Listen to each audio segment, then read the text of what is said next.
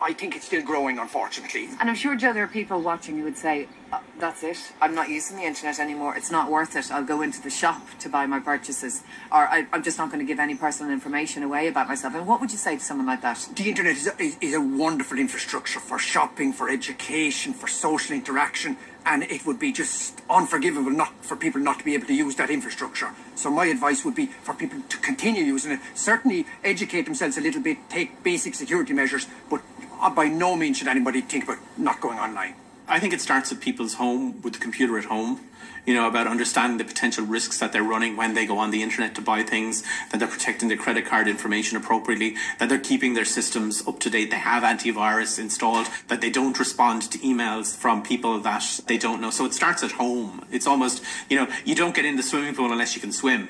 Don't go buying things on the internet unless you have a basic understanding of, cyber security and cyber risks. We just need to take basic steps, like make sure we use the latest patches and software on our computers, that we have antivirus software installed, that we use good secure passwords, and that we use encrypted communications, VPNs, etc., when we're on the internet and using public Wi-Fi.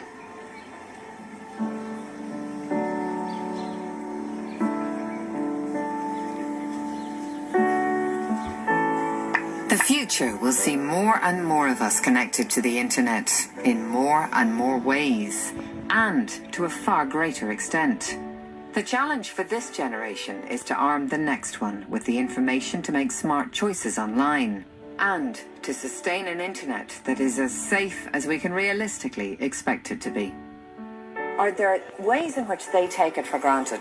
Are there things they don't see about it, which we can see because we did live without it? The children here learning to code, the internet was there when they were born. They've grown up in worlds where you order stuff from your phone, where you can find out anything within seconds, and you can't live in a world where the internet doesn't exist. That's not what 2016 is, and it's going to become more ingrained in our lives as we go on. We don't all need to be programmers or coders, but we need to understand that code powers the world, and that children should have the opportunity to learn that so they can shape the world. I think there are risks, that's totally undisputable, particularly if you have people or parents who don't understand the internet, who don't understand technology. But that cannot overshadow the amazing benefits that understanding and creating with technology can have for children. And we don't believe that you should regulate a child or regulate their access to the internet. You should educate them to be good social digital citizens, and you should help them and their parents understand the amazing opportunities that there are online. It's enhanced all our lives. You look at all the people that are immigrating now, and their parents and their families can communicate with them on a daily basis. They share photographs, they share live streams. It's a brilliant way of doing your business and getting extra customers and keeping the world connected. So people shouldn't be afraid of using the internet. Just be careful where you go, consider things, and maybe give an extra couple of seconds before you click on that link. There's no such thing as no crime in the real world. There always will be criminals. There always will be people trying to take advantage of other people.